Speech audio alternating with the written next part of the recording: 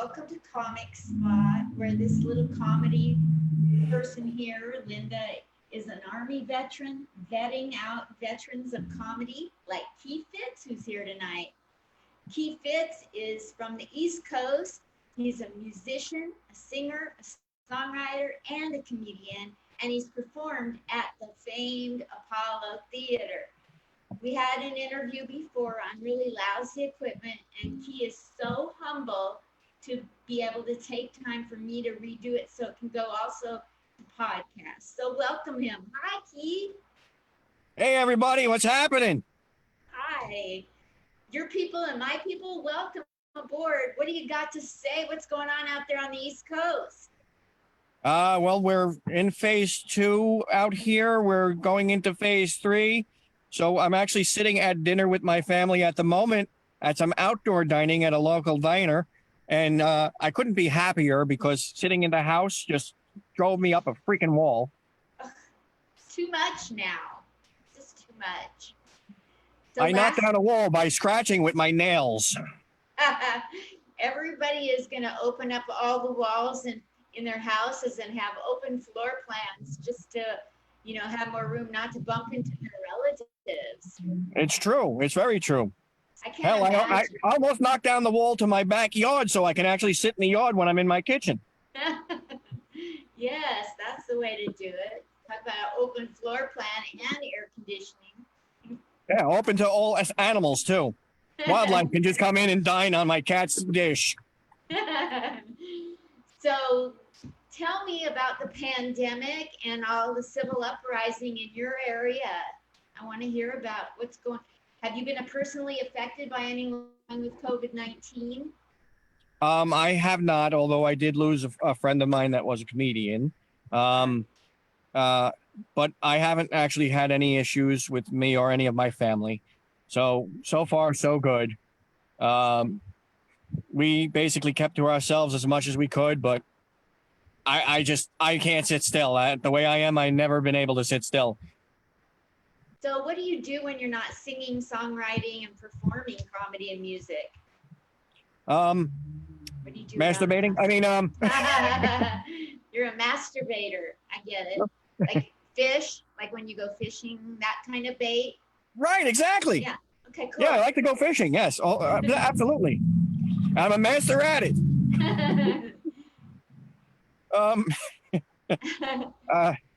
I do run my own business too. I also have a business where I sell knives and swords. So I was kind of running that as much as I could, mainly online. But other than that, I've been writing new material and getting out there. Actually, I was performing in Florida for about 4 weeks straight. They were projecting me on a wall. Well, they were open. They were able to be open for about a month. So every weekend I've been out there performing, never leaving my living room. Well, that's so cool. So it's kind of like a hologram? Yeah, kind of like a hologram, except it was a two-dimensional version. I think, like there was a brick in the middle of my nose or something, but. So you have this company, Keys Cutlery, knives and swords, and it's keyscutlery.com. Yes, that's my website. And people can get on there and take a look at what all he's got. Because if he can concoct music and manage to get up onto Apollo and make people laugh, just imagine what his knives and swords can do. Well, that's how I got into the Apollo. I threatened somebody with one of the knives. That would work. See, I told them flat out, I kill on or off stage. Whichever one you want me to do is up to you. Just up to you, folks. That's right. Awesome. Well, I still didn't go to your website to look, but since you've been so nice to let me redo this on good equipment, I'm going to go to your website tonight, I promise. Cool. Have you written any books yet? That's something. And how about a screenplay, a one-man show, anything like that lately? I haven't. No, that I haven't done. Unfortunately, I can't say I've made the time for that. I will tell you the one thing: most people made the most of their time. What did I do? Not a freaking thing. I sat on my couch. It's gonna be the same great jokes, you guys. Stability. We're talking stability. That's right. Only thing I did was get larger. I got fatter. COVID-19 only meant that 19 pounds I added during the whole shutdown. You did good if you only gained 19. Well, 19 plus, but I mean, still. Oh my gosh. It's been like one day I'll just eat and pork out, and another day I'll starve myself to make up for it. And between it all, I probably put on 5 or 6 pounds. Just think what I'd have done if I wouldn't have done that bipolar dieting. Right? Just think, yeah. So, your family, tell me about your family. Well, my daughter and her boyfriend are here right now, kind of hanging out with me, trying to make the most of Father's Day because they have to work during the day. And Happy Father's Day. I thank you. I've usually been called a mother, but that's only half a word. Anyway, like I said, my daughter's here, my wife is here, so we're just all hanging out, chilling out. Keeping you from your Father's Day event at a special dinner engagement. And This is all par for the course. They know I always do whatever I can. That's awesome. You're a go-getter. Tell me where you're going to be performing next, even if it's a hologram. I wish I had an answer for that right now. I'm only starting to book. I haven't anything yet. But since things are starting to open up here, I'm going to be grabbing anything I can get my hands on. And I will be posting it on my Facebook page. Just look for my Facebook page, Key Fitz, Fitz. And it will all be up there as soon as I get something. And you're on Instagram and YouTube as well under Key Fitz? You could find me under Instagram, but you're only going to find my company, my knife company. Everything else, no, I don't have anything else out there yet. Okay, not a problem. We want to hear your comedy. So anytime you want to put up a video or send me a video, I'll post it. I want to hear your comedy. Oh, definitely. I'll definitely share something with you. Thank you. I'm an oversharer. You know, if I think it, if I do it, I post it. And people used to say, you shouldn't share your material. People are going to steal it. You know what? In all the jokes I've written, one person stole one joke. Wow. My jokes are not that hot. You know what, though? If they steal the joke, that's a compliment to you. Exactly. Honestly. I can tell you that I did have one joke stolen, and I'm not going to say where or how, but I will say that it ended up in a Broadway play. What? Well, yeah, seriously, it was in a Broadway play, and it was from the punchline to one of the songs I used to sing when I performed in Manhattan. So, and it was at the very end of the play, and my wife and I were sitting there watching, and all of a sudden they came out with the line, and we looked at each other like, really? Word for word. Wow, that's crazy. Oh my gosh. I was in Portland, Oregon, and I posted a joke on a pink background. And a couple minutes later, somebody posted the same joke with the same background. But wow. Yeah, and turns out he went to my high school and he was the valedictorian. So I clowned him about, I knew you went to my high school. I just didn't think a valedictorian would be so stupid. Well, he was half that word anyway. But anyway. Yeah. So anyway, so much for that. Tell me when you started, refresh me. When did you start comedy and why, and how's it been going? Okay, well, what happened? I'll kind of let you go because you got dinner. That's fine. I'll walk you through the whole thing. Okay. When I was really young, I'm going to say 6, 7, 8 years old, I started playing guitar, and then really I fell in love with Rodney Dangerfield. So I started writing material like Rodney Dangerfield would, all one-liners, all kind of insults to myself, and none of it worked. I did my first comedy show in my grandparents' basement, and not one joke landed. The only one that landed, and I remember the joke to this day, was, if you didn't like that joke, you should smell my feet. And that killed. So that being said, back then I said, do I want to do comedy or music? And I decided at that time I was going to go the music route. And so I went to do all kinds of bands later on from my teens on up. I played in many metal bands. My last band that I was in turned out to, we ended up with a national album, selling it internationally. We had we were on the top 10 charts, college radio charts for 3 months straight. And it was only me and one other member, and the other member got very sick. He moved out by you, got himself better. Yeah, he's out in Vegas. He's out there now. He's actually restarted a band, and he's doing very well. I talk to him every now and again. Are you allowed to say his name? Jay. He doesn't want me to say his last name, but his name is Jay. Okay. Because he goes by Jay. different names. Yes. Shout out to my buddy Jay. But I was at that point, like I said, he moved out of the area. So I was kind of down a member. And because it was only me and him, I was kind of between acts.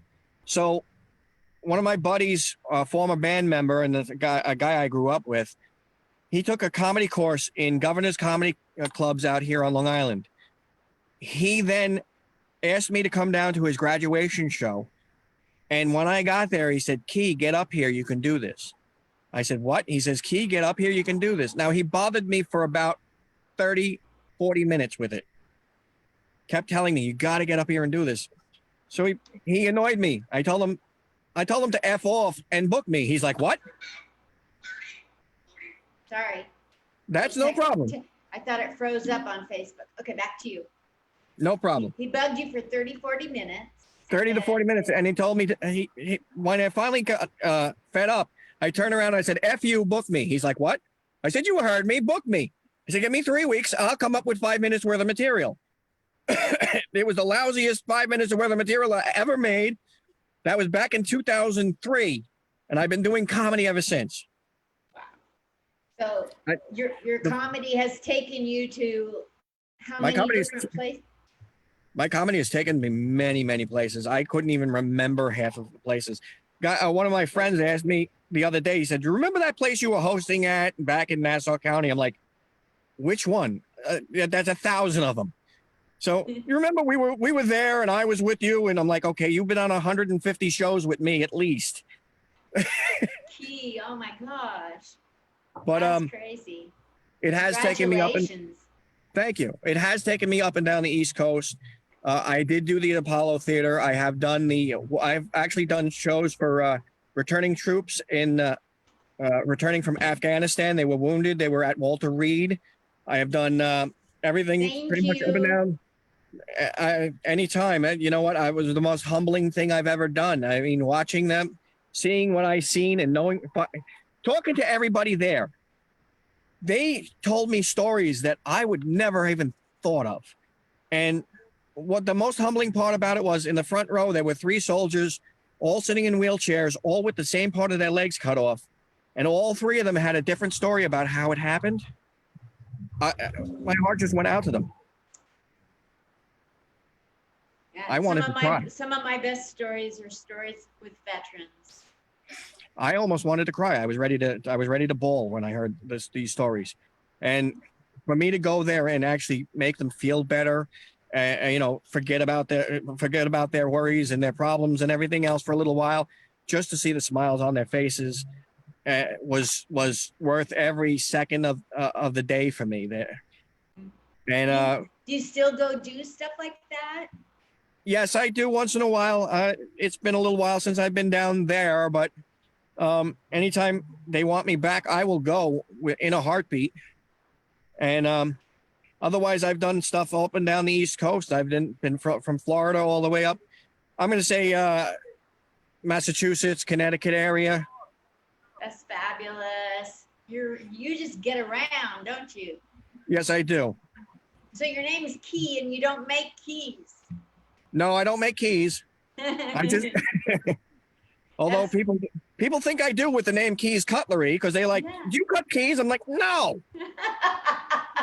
Yeah, I was gonna say Keys Cutlery. Yeah, let's see. Can I have some pork chops? Like, yeah, right. Oh my gosh. So what do you want to accomplish in your life within comedy and music that you've not yet accomplished? just reaching out to more and more people. I